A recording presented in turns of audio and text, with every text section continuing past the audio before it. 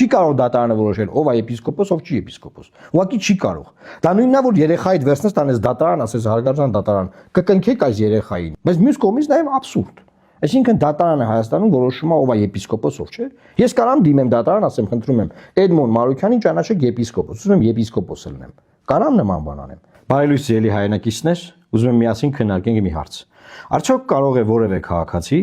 դիմել Հայաստանի Հանրապետությունում առաջին ատյանի դատարան եւ պնդել, որ դատարանը պետք է իրեն ճանաչի, օրինակ, Հայ Առաքելական Սուրբ Եկեղեցու եպիսկոպոս, կամ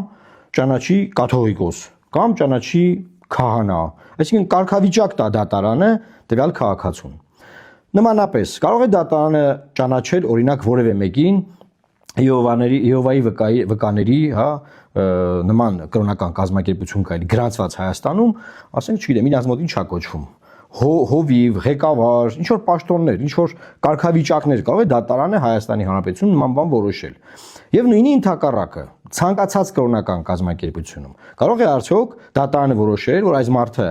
եպիսկոպոս չէ, այս մյուսը եպիսկոպոս է, այս մյուսը հովիվ է, այս մյուսը հովիվ չէ, այս մյուսը կաթողիկոս է, այս մյուսը կաթողիկոս չէ։ Կարող է նման բան լինել։ Հիմա տեսեք ինչ է կատարվում, սիրելի հայրենակիցներ։ Որ Մայրաթորի եւս 6 եպիսկոպոսներ մեղադրյալներ են։ Նրանք մեղադրվում են դատական ակտի կատարմանը խոչընդոտելու համար։ Քրեական այս նոր պատմությունը վերաբերվում է Մասյացոտնի թեմի նախկին առաջնորդ Գևորգ եպիսկոպոս Սարոյանին։ Գևորգ Սրբազանը մի քանի օր առաջ նաեւ կարգալույց հռչակվեց։ Այսօր քննչական կոմիտեն հրավիրել։ Մի րոպե, այսինքն ով որ մարմինը որ ճանաչել է Արման Սարոյանին, այլևս Գևորգ եպիսկոպոս եւ նշանակել Մասյացոտնի առաջնորդ, նայել կամ նույն մարմինն էլ ազատել է նրան այդ դիրքից, այսինքն նշված իրավունքներով, բայց ոչ սահմանադրաիրավական, այլ իրենց կանոնակարգերի մեջ, հա, հավատքի, կրոնական օժտված է այդ մարմինը եւ այդ մարմինն էլ ազատել է։ Հիմա ի՞նչ է տեղ ունեցել։ Կարգալույց եղած եպիսկոպոսը դիմել է դատարան եւ դատարանը որոշել է, որ չէ, նա պետքա վերականգնվի նաեւ Մասյացոտնի որպես ղեկավար սկզբից եւ նաեւ արգելվել է մնացած գործողությունները, այսինքն դատարանը որևէ լիազորություն չունենալով փորձել է իշխանություն բանեցնել մի տարածության, մի process-ի նկատմամբ, որի նկատմամբ ինքը լիազորություններ չունի։ Բացարձակապես չի կարող դատարանը որոշել ով է եպիսկոպոս, ով չի եպիսկոպոս։ Ուղղակի չի կարող։ Դա նույնն է, որ երեխայիդ վերցնես տանես դատարան, ասես հարգարժան դատարան, կկնքեք այս երեխային, որպես Հայ Առաքելական Սուրբ Եկեղեցու հետևորդ, կնքեք, թող դառնա քրիստոնյա, կարա դատարանը որոշի։ Չի կարող դատարանը նման բան որոշել։ Բայց քանի որ Հայաստանում դատարանները իշխանության տակ են, ծառայում են իշխանությանը, այս եկեղեցու դեմ իշխանության արշավի շրջանակներում դատարանը նման որոշում կայացրել է։ Հիմա գնացինք առաջ, ինչ ա եղել։ Վել Մայրաթորի Մակար, Հովնան, Հայկազուն, Վահան, Նաթան եւ Մուշեղ Սրբազանները։ Քննչական կոմիտեից դուրս եկած Մակար Սրբազանի հետ զրուցեցինք, նա ասաց։ Այսինքն քննչական կոմիտեն ժողովի անդամ կոլեգիալ մարմնի նկատմամբ քրեական գործ է հարուցել, որ իբր դատարանի որոշումը չեն կատարում կամ չի անհասկանալ ինչ որ գործ է հարուցել կոլեգիալ մարմնի նկատմամբ, որ ժողով են արել ու որոշել են, որ այսինչ մարդը պետք է ազատվի այսինչ դիրքից։ Ժողով են արել, որոշել են, որ այսինչ մարդը պետք է այլևս չլինի եպիսկոպոս։ Բնականաբար կաթողիկոսի գլխավորությամբ։ Հիմա գնանք առաջ։ Բացի այն, որ ժողով են արել դա որոշել են, ժողովի ժամանակ մարդ ա եղել ով որ ժողովի նիստը արձանագրում է, այսինքն քարտուղար է նիստի, որը ժողովի անդամ չի, ձայնի իրավունք չունի, չի քվեարկում։ Ով գործընթացներն արձանագրած քահանային Տեր Մովսես քահանա Սահակյանին, նա նույնպես տարակուսած էր, լավ չէր պատկերացնում, անդադ շեշտում էր, որ ինքը որևէ որոշում կայացնող չէ, ընդհանրապես ժողովի արձանագրությունն է կազմել։ Չի կարող լինի սա։ Որպես մեղադրյալ։ Ես Գերագույն հոգևոր խորհրդի քարտուղարն եմ։ Քարտուղարությամբ եմ զբաղվում։ Մեղադրյալի շինարարական որոշում չկատարելի այս դեպքում։ Չեմ կարող որոշ մանրամասնություններ ներկայացնել, քանի որ նախաքննական գաղտնիք են։ Այսինքն ժողովը, որ ժողով է եղել, ժողովի քարտուղարին որ արձանագրում է ժողովի մասնակիցներին, ինչ են որոշել։ Նույնպես քրեական գործով մեղադրյալ է ներգրավել։ Այս մարդն էլ է մեղադրյալ, քահանա է։ Տեր Մովսեսը։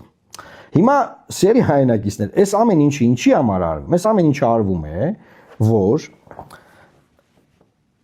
եկեղեցու հրավիրած ժողովը, որը հրավիրվել է, եթե չեմ սխալվում, Ավստրիայում, չեղարկվի։ Բայց ո՞նց անեն, որ չեղարկվի։ Ո՞նց անեն, որ այս մարդիկ չգնան այդ ժողովին եւ ժողովը տեղի չունենա։ Հարուցեն քրեական գործով նրանց ներգրավեն մեղադրյալ,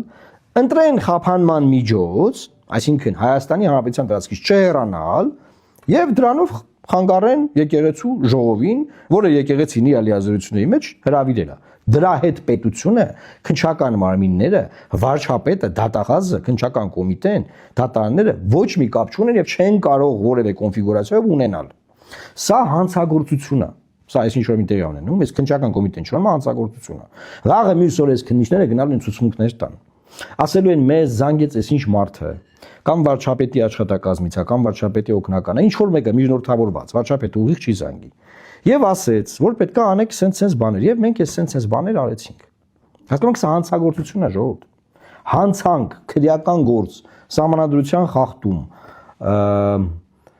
բարձր աստիճանի ապօրինություն, չգիտեմ, ինչ բառերով նկարագրեմ։ Բայց մյուս կողմից նաեւ աբսուրդ։ Այսինքն դատարանը Հայաստանում որոշում է ով է եպիսկոպոս, ով չէ։ Ես կարամ դիմեմ դատարան, ասեմ, խնդրում եմ, Էդմոն Մարուքյանին ճանաչեք եպիսկոպոս, ուզում եմ եպիսկոպոս լինեմ։ Կարամ նման բան անեմ։ Եթե չեմ կարող նման բան անեմ, ոնց կարող ինչ որ մեկը դիմի, ասի ես եպիսկոպոս եմ, եպիսկոպոս չեմ, խնդրում եմ արգելեք կամ կանխարգելեք կամ ինձ հետ ճանաչեք որպես եպիսկոպոս։ Ոնց էլի, ոնց եք դուք դա ուզում անեք, որ դիմել եք, գնացել եք դիմել եք դատարան։ Ավելին պետք է այն բոլոր մյուս մասնակիցներին նույնպես, ովքեր դրժել են ուխտը, նրանց բոլորին կարգալույց անեն իմ կարծիքով։ Եվ ազատեին բոլոր պաշտոնից։ Հիմա մեկին են արել, մեկի հետ կապված է այս պայքարը։ Բայց եկեղեցին պետք է գնա բնականաբար իր իրավունքները պաշտպանելու ճանապարհով մինչև վերջ, որովհետև եթե որևէ տեղ հապաղեն, դեն մեկ ինչ են անում այս քրեական գործերով, դեն մեկ ինչա կատարվում էլի։ Սիրելի հայրենակիցներ, այս ամեն ինչ որ տեղի ունենում, ես ուղղակի ինչ եմ ուզում եմ ժողովրդական լեզվով, համեմատություններով ցույց տալ, որ սա ապօրինություն է, սա հանցագործություն է, սա հանցագործություն է։ Եվ Հայաստանում սպասվում են ընտրություններ, այդ ընտրություններով հնարավոր է այս հանցագործությունները անողներին հեռացնել։ Գնալ ընտրական տեղամասեր, ընտրել օրինակ մեզ, եւ մենք կդադարեցնենք այս process-ը եւ կպատժենք բոլոր այն մարդկանց, ովքեր այս այլանդակությունները անում են։ Սա այլանդակություն է, սա միջամտություն է կրոնական կազմակերպության ներքին գործերին, որը սահմանադրությամբ արգելված է։ Սա բացահայտ անմեղ մարդկանց քրեական գործերով որպես մեղադրյալ ներգրավվել է, որը էլի հանցագործություն է։ Անմեղ մարդկանց իրավունքները սահմանափակել է, օրինակ երկրից դուրս չգալ։ Հիմա պարզ է, չէ՞ ձեզ, որ այս քրեական գործով նաև կաթոլիկոսին են ներգրավելու, որովհետև այդ եպիսկոպոսները որ չեն կարող արդեն գնալ, որովհետև փակվեց սեկտը օթանավակայանում կամ մյուս բոլոր սահմանային կետերում, բայց կաթոլիկոսը կարող է գնալ։ Հետաբար ինչ պետք է անեն, պետք է նաև այս գործով կաթոլիկոսին մեղադրյալ ներգրավեն եւ նույնպես փակեն սեկտը։ Ամբողջ աշխարհը հետևի հայ ազգը, Հայաստանը խայտարակ լինի, որ իր կրոնական առաջնորդներին, իր կրոնական ղեկավարությանը ինքն իր ձեռքերով փորձում է ոչնչացնել, խայտարակել, պախարակել, քանդել ինքն իր եկեղեցին, ինքն իր հավատքը։ Այսինքն այդ թուրքերը, Ադրբեջանը, մեր բոլոր ճշնամիները, բան, ստեղ գործ չունեն, իրանք ասել են դուք արեք, ստեղ արվում է։ Ստեղ դուք ձեզանով կործանեք ձեզ։ Դուք ձեզ ոչնչացրեք եւ ստեղ արվում է այդ ամեն ինչը։ Ոչ մի խնդիր։ Ումից եք նեղանում, ում եք ինչ ուզում հարցնեք, էլի։ Ում։ Դա կարա օրինակ Բրիտանիան, ասենք, անգլիկան եկեղեցու հոգևոր առաջնորդին հետապնդի։ Տեսել եք նման բան։ Կարան օրինակ բանան կաթոլիկ եկեղեցու ղեկավարի նման կերպ վարվեն օրինակ Հռոմի պապին հետ կարող են նման կերպ վարվել։ Որտեղ եք էլի, Ռուսաստանում կարան իրանց պատրիարքին նման բան անեն։ Հունաստանում կարան իրանց պատրիարքին նման բան անեն։ Բոլոր պետությունները սուրբ հարաս պահում են իրանց կրոնական առաջնորդներին, այդ ինստիտուտը, այդ մարմինը փորձում են աջակցել, զարգացնել, հզորացնել իրանց ինքնության պաշտպանության, միջազգային հարաբերություններում օգտվում են նրանց ցանցից հնարավորություններից, դիվանագիտության մեջ։ Միայն Հայաստանում ամբողջ աշխարհում, միայն Հայաստանում իշխանությունը ինքը երկրի ներսից ինքը քանդում է իր երկիրը։ Այս իշխանությունը կամուրջ է Թուրքիայի ու Ադրբեջանի համար Հայաստանը վերացնելու։ Մենք արդեն բոլորս համոզվել ենք սրա մեջ։ Ով չէր համոզվել, մի քիչ ուշ համոզվել, բան, այտենց քիչ համոզվել բոլորս, այս բոլոր գործողությունները դրա մասին են։ Մենք արդեն համոզված ենք։ Ես այսինչ որ ասում եմ, համոզված եմ ասում։ Ժողովուրդ ջան, էսա իրավիճակը։ Պետքա կանխել, պետքա դադարեցնել այս ամեն ինչը։ Ու դրա հնարավորությունը յուրաքանչյուր մեկ ձայն ունեցող մարդու ձեռքում է։ Այսքանն եմ ուզում այսօր ասեմ, խնդրում եմ, կիսվեք, տարածեք, միացեք YouTube-ի ալիքին։ Եվ սպասեք մեր այլ հարցերով, վերլուծություններին, արձագանքներին եւ առաջարկություններին։ Լավ մնացեք, Աստված պահապան Հայաստանի Հանրապետությունը։